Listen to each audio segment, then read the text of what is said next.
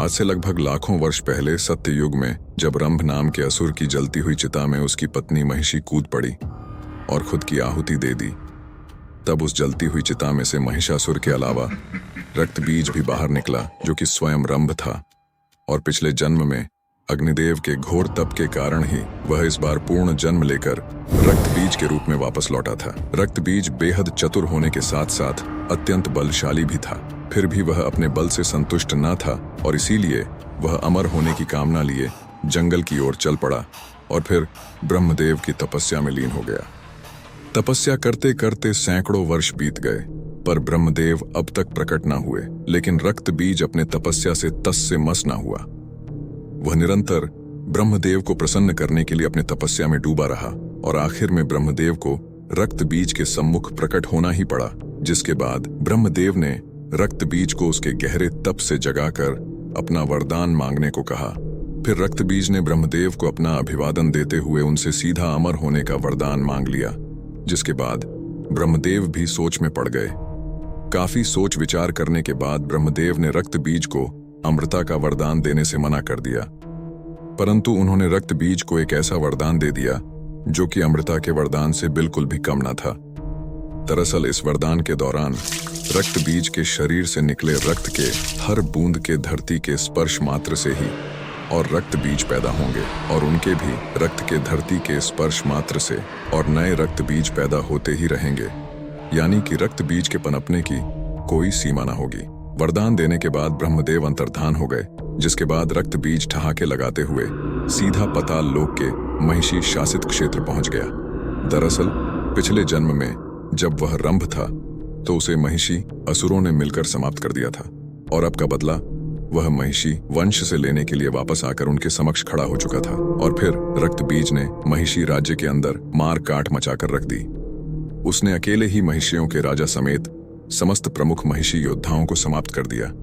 फिर बाकी बचे और डरे हुए महिषी असुरों का स्वयं राजा बन बैठा और यह बात पूरे पाताल लोक में फैल गई, जिससे कि पाताल लोक के समस्त बड़े से बड़े असुर भी रक्त बीज के नाम मात्र से ही घबराने लगे। रक्त बीज पूरे पाताल लोक का शासक बन बैठा था। दिन यूं ही बीतते गए और एक दिन रक्त बीज को महिषासुर की याद आई और वह महिषासुर को ढूंढने पाताल लोक के अन्य राज्य की ओर निकल पड़ा, जहां उसे पता चला कि कई वर्ष पहले तो महिषासुर किसी 10 भुजाओं वाली विशाल काय देवी के हाथों वीर गति को प्राप्त हो चुका है। जिसके बाद यह सुनते ही रक्त बीज आग बबूला हो उठा और फिर वह देवी दुर्गा को पागलों की तरह जमीन से लेकर आसमान हर जगह ढूंढने निकल पड़ा, पर उसे देवी दुर्गा कहीं भी न मिली। फिर रक्त बीज के तमाम बार पूछने पर कोई भी असुर यह नहीं बता पाया कि वह 10 भुजाओं वाली विशालकाय देवी अचानक कहां से आई थी। जिसके बाद रक्त बीज एक गहरे चिंतन में पड़ गया। फिर उसने सोचा कि हो ना हो उस 10 भुजाओं वाली विशाल देवी के बारे में यह देवताओं की पूजा पाठ करने वाले साधु संतों को अवश्य ही कुछ ना कुछ पता होगा। फिर उसने अपने तमाम असुर सैनिकों को देवी दुर्गा का पता लगाने के लिए साधुओं के पास भेज दिया, जिसके बाद रक्त बीज के असुर सैनिकों ने बड़े ही क्रूर तरीके से साधुओं से उस विशालकाय 10 भुजाओं वाली देवी के बारे में पूछने लगे, पर किसी भी साधु संत के पास उनके सवालों का उत्तर न था। रक्त बीज की यह जानलेवा खोज देवी दुर्गा के लिए यूं ही जारी रही और वहीं दूसरी तरफ महर्षि कश्यप के 2 पुत्र शुंभ और निशुंभ नाम के 2 असुर भाई एक शांत वन में ब्रह्मदेव की तपस्या में कई वर्षों से लीन हुए बैठे थे। और फिर शुंभ और निशुंभ के सम्मुख अचानक ब्रह्मदेव का आगमन हुआ, जिसके बाद ब्रह्मदेव ने उनसे अपना इच्छित वरदान मांगने को कहा। जिसके बाद हर असुर की तरह शुंभ और निशुंभ ने भी ब्रह्मदेव से अमृता का वरदान मांग लिया, जिसके लिए ब्रह्मदेव ने उन्हें साफ साफ मना कर दिया। दरअसल शुंभ और निशुंभ दोनों भाई स्त्रियों के प्रति काफी आकर्षित थे और वे स्त्रियों को सिर्फ और सिर्फ संभोग की वस्तु मात्र ही मानते थे और इसीलिए ब्रह्मदेव ने इन 2 असुर भाइयों को लगभग महिषासुर जैसा ही वरदान दे दिया, जिसके दौरान शुंभ और निशुंभ का वध सिर्फ एक महाशक्तिशाली स्त्री के हाथों ही संभव था। और इसी बीच इंद्रदेव ने शुंभ और निशुंभ के बड़े भाई नमु को अपने निजी मतभेद के कारण मौत के घाट उतार दिया, जिसके कुछ वर्षों के बाद जब शुंभ और निशुंभ पाताल लोक अपने राज्य में वापस लौटे और अपने बड़े भाई नमु के मौत की खबर सुनी तो उनके क्रोध का ठिकाना ना रहा जिसके बाद उन्होंने स्वर्ग लोक पर आक्रमण करने की ठान ली। फिर शुंभ और निशुंभ अपनी असुर सेना लिए स्वर्ग लोक की ओर निकल पड़े, जहां की इंद्रदेव समेत समस्त देवता नृत्य का आनंद उठा रहे थे। फिर अचानक स्वर्ग पर शुंभ और निशुंभ समेत तमाम असुरों का आगमन शुरू हो गया, जिसके बाद देवता असुरों की इतनी बड़ी सेना को देख अचंभे में पड़ गए और देवता भी युद्ध के लिए असुरों के समक्ष डटकर खड़े हो गए। पर इससे पहले कि युद्ध का बिगुल बजता, निशुंभ ने अपना नियंत्रण खो दिया और अकेले ही इंद्रदेव के ऊपर टूट पड़ा, जिसके बाद इंद्रदेव और निशुंभ के बीच एक घमासान युद्ध प्रारंभ हो गया। दोनों एक दूसरे को बराबरी का टक्कर दे रहे थे। साथ ही देवताओं और शुंभ समेत असुरों की सेना अपने प्रतिद्वंदी के जीतने का इंतजार कर रहे थे। काफी समय तक शक्ति युद्ध और मल युद्ध चलते रहने के बाद इंद्रदेव ने आखिरकार निशुंभ को वहीं धूल चटा दी, जिसके बाद शुंभ और निशुंभ समेत पूरी असुर सेना का आत्मविश्वास युद्ध से पहले ही डगमगा गया। और वहीं इंद्रदेव के जीतने के बाद देवताओं का आत्मविश्वास ठहाके लगाने लगा था। फिर युद्ध का बिगुल बजा और देवताओं के साथ असुरों का युद्ध प्रारंभ हो गया। इस युद्ध में देवताओं ने खुलकर अपने शक्तियों को शुंभ और निशुंभ समेत पूरे आसुरी सेना पर बरसाना शुरू कर दिया, जिसमें आसुरी सेना पूरी तरह घायल होने लगी।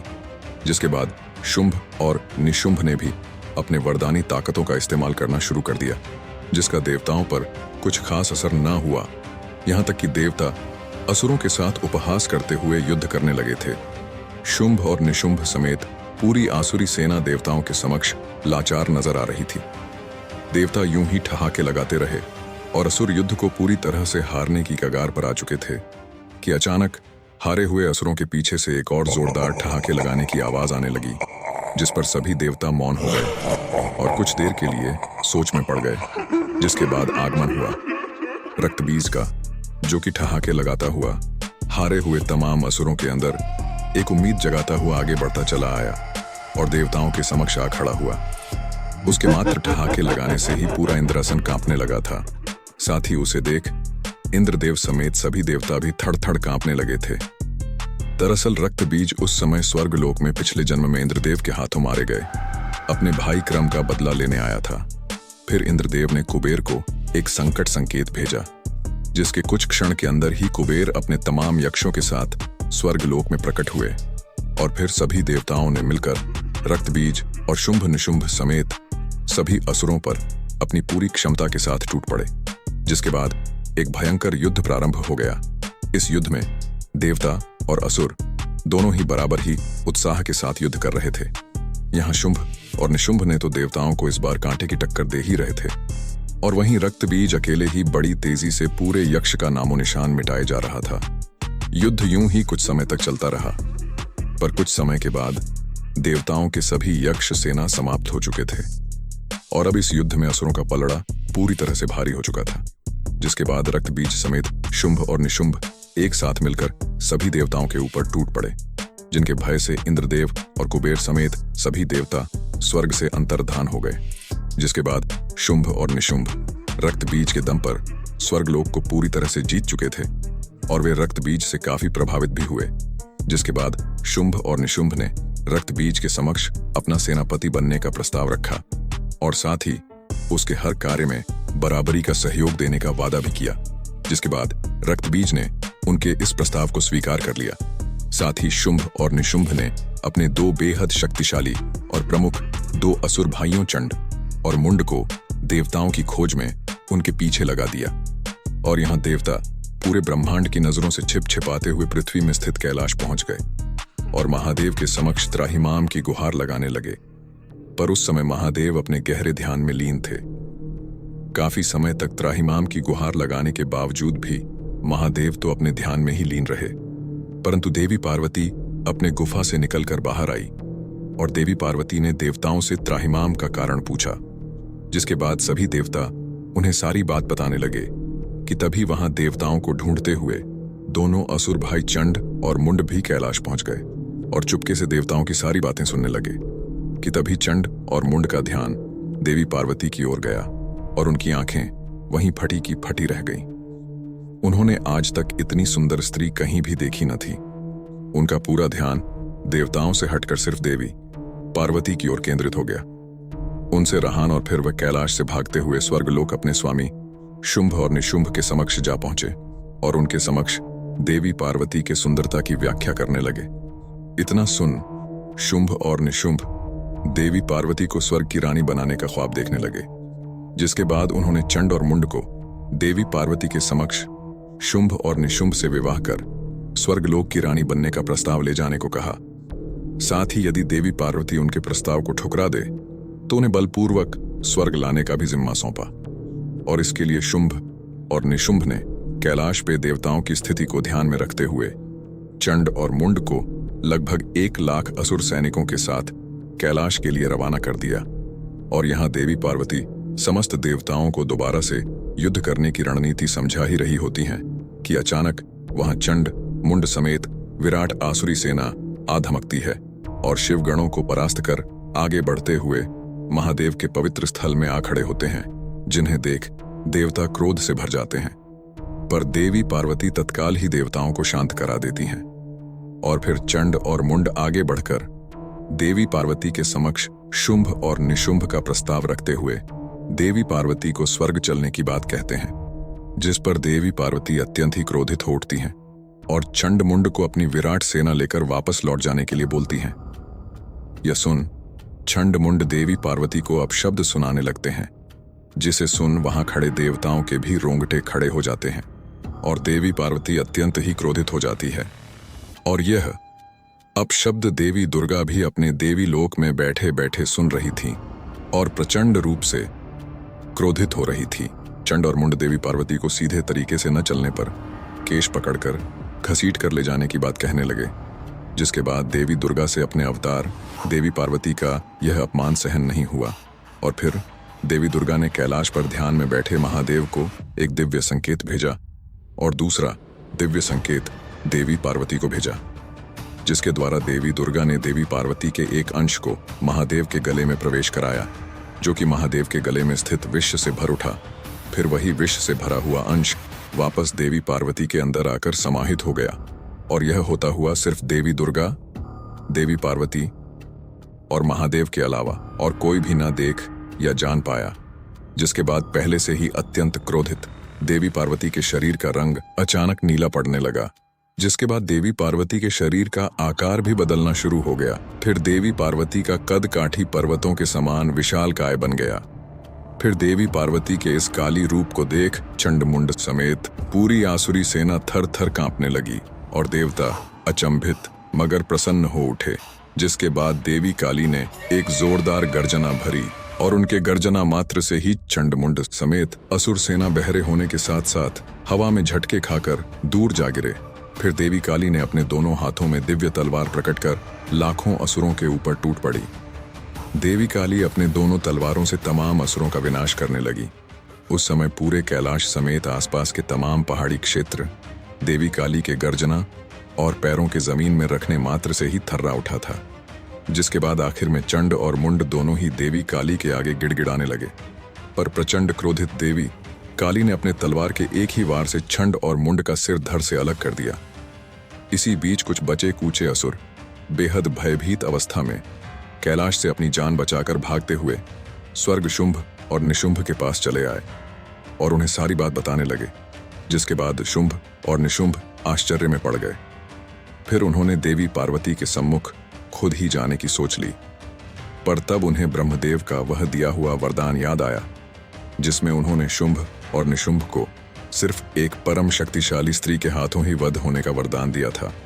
और देवी पार्वती के इस भयंकर और विकराल रूप की व्याख्या सुनकर उन्होंने खुद को वहीं रोक लिया। फिर शुंभ और निशुंभ को अपने मित्र और सेनापति महाप्रलयनकारी रक्तबीज की याद आई। फिर उन्होंने सोचा कि देवी पार्वती के इस विकराल काली रूप को रक्तबीज ही काबू में ला सकता है और देवी पार्वती को अपने बलपूर्वक स्वर्ग तक ला सकता है। जिसके बाद उन्होंने रक्तबीज को याद किया। फिर कुछ क्षण के बाद रक्तबीज शुंभ और निशुंभ के सम्मुख प्रकट हुआ और उसे स्वर्ग बुलाने का कारण पूछा, जिसके बाद शुंभ और निशुंभ ने रक्तबीज को सारी बात बताई और रक्तबीज के सम्मुख प्रचंड क्रोधित देवी पार्वती को काबू में कर स्वर्ग लोक तक लेकर आने का प्रस्ताव रखा। जिसके बाद देवी पार्वती के इस भयंकर और विशाल काली रूप की व्याख्या सुनकर रक्त बीज को देवी पार्वती पर संदेह हुआ और उसने सोचा कि अब शायद उसकी वर्षों की तलाश यहीं खत्म हुई। जिसके बाद रक्त बीज ने शुंभ और निशुंभ के इस प्रस्ताव को आसानी से स्वीकार कर लिया और निकल पड़ा कैलाश की ओर।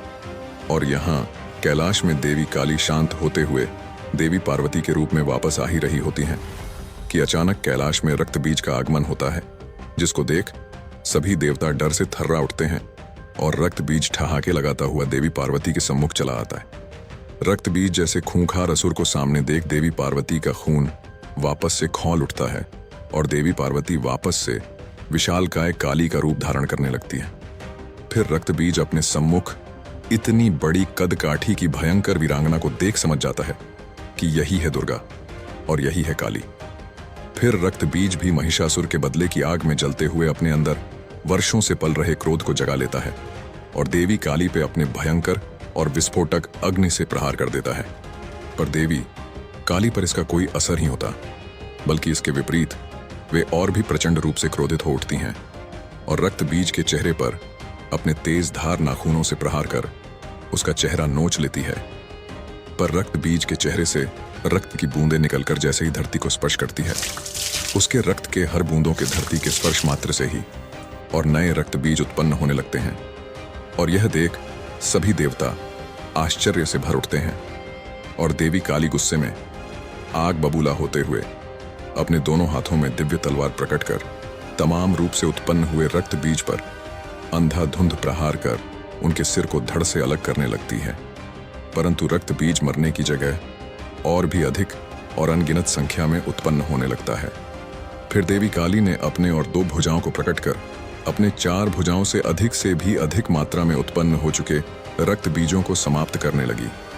देवी काली यूं ही रक्त बीज को समाप्त करती जाती और रक्त बीज यूं ही पहले से अधिक संख्या में उत्पन्न होता जाता। काफी समय तक इस युद्ध के चलने के बावजूद भी अब तक युद्ध का कोई भी परिणाम सामने नहीं आया था और यह युद्ध काफी लंबा खींचता ही चला गया। युद्ध को शुरू हुए काफी दिन बीत चुके थे और यहाँ अतिक्रोधित हो चुकी देवी काली के तमाम प्रहार करने के कारण रक्त बीज अपनी संख्या लाखों में कर चुका था। रक्त बीज को इतने विशाल संख्या में देख इंद्रदेव समेत सभी देवताओं ने हिम्मत कर आगे बढ़कर देवी काली की सहायता करने की ठान ली। पर जैसे ही देवताओं ने युद्ध के लिए अपना कदम आगे बढ़ाया, देवी काली ने पलटकर सभी देवताओं को इस युद्ध में हस्तक्षेप न करने की चेतावनी दे डाली। इतना सुनते ही सभी देवता देवी काली के डर से सहम गए और सिर्फ इस युद्ध का भयंकर मंजर ही देखते रहे। और यहाँ लाखों रक्त बीज अपने हाथों में तलवार प्रकट कर देवी काली को चारों ओर से घेरने लगे कि तभी देवी काली को देवी दुर्गा का संकेत मिला, जिसमें देवी दुर्गा ने देवी काली को रक्त बीज पर हमला न करने और तमाम रक्त बीज को एक साथ में समाप्त करने का उपाय सुझाया। जिसके बाद लाखों रक्त बीज ने मिलकर एक साथ देवी काली पर अपने तेजधार तलवार से हमला कर दिया और देवी काली अपने तलवार से तमाम रक्त बीजों के हर वार को रोकती रही। फिर इतने प्रहार के बीच देवी काली जोरदार गर्जना करती हुई अपना आकार और भी विशालकाय बनाती गई और यह गर्जना इतना तेज और प्रभावी था कि इसके झटके से तमाम रक्त बीज असंतुलित होकर हवा में यहाँ वहां जाकर गिरने लगे। जिसके बाद देवी काली ने अपना रूप महाविशालकाय और महाप्रलयनकारी बना लिया। फिर उन्होंने अपनी शक्तियों को एकत्र कर सिर्फ और सिर्फ तमाम रक्त बीजों को ही जोरदार सांसें भरते हुए अपने मुंह के अंदर खींचने लगी और तमाम रक्त बीजों को कच्चा चबाने लगी। उन्हें कच्चा चबाते हुए उनके रक्त को घूंट घूंट पीने लगी और काफी समय तक देवी काली लगातार ऐसा ही करती गई। जिसके बाद धरती में मौजूद तमाम रक्त बीज अब पूरी तरह से देवी काली द्वारा खत्म हो चुके थे। जिसके बाद तमाम देवी देवता समेत गंधर्व और यक्ष बेहद प्रसन्न हुए और देवी काली पर फूलों की बारिश करने लगे। परंतु यहाँ काफी समय बीत जाने के बावजूद भी देवी काली का क्रोध अब तक शांत ना हुआ था और यह देख सभी देवताओं की चिंता और भी बढ़ने लगी। दरअसल तमाम रक्त बीजों को कच्चा चबा जाने के बाद उसके रक्त के दुष्प्रभाव से देवी काली ने खुद पर अपना संतुलन खो दिया था और अपने तीव्र क्रोध से पूरी धरती को तबाह करने की आग उनके अंदर भड़क चुकी थी। जिसके बाद अति तीव्र क्रोधित देवी काली असंतुलित होकर पूरी धरती को तबाह करने की ओर चल पड़ी। फिर इंद्रदेव समेत तमाम देवता यह देख चिंता में डूब गए। फिर उन्होंने श्री विष्णु को याद किया, जिसके बाद कैलाश में श्री विष्णु का आगमन हुआ और तमाम देवता श्री विष्णु से देवी काली को रोकने की गुहार लगाने लगे, जिसे कि श्री विष्णु अपने लिए नामुमकिन कार्य बताते हुए महादेव के लिए एक मुमकिन कार्य बताया और श्री विष्णु समेत सभी देवताओं ने महादेव को अत्यंत ही गहरे ध्यान से जगाने के लिए प्रार्थना करने लगे। जिसके बाद महादेव ने अपनी आंखें खोलते हुए श्री विष्णु को नमन किया और अपनी आंखों से तबाही से बिखरे पड़े कैलाश को देखा। फिर सभी देवताओं ने महादेव को सारी बात बताई, जिसके बाद महादेव की नजर काफी दूर तक पहुंच चुकी विशालकाय देवी काली पर गया। फिर महादेव अपने स्थान से अंतर्धान होकर अपना आकार बदलकर सीधे चले आ रही देवी काली के मार्ग पर लेट गए। जिसके बाद प्रचंड क्रोधित अवस्था में चलते चलते अचानक देवी काली का पांव मार्ग पर लेटे हुए महादेव के छाती के ऊपर पड़ गया। फिर जैसे ही देवी काली की नजर पांव के नीचे दबे महादेव पर पड़ी, वैसे ही उनका सारा क्रोध शांत हो गया और साथ ही उन्हें अपनी भूल का आभास भी। जिसके बाद देवी काली अचानक सामान्य आकार में आती हुई देवी पार्वती का रूप लेने लगी।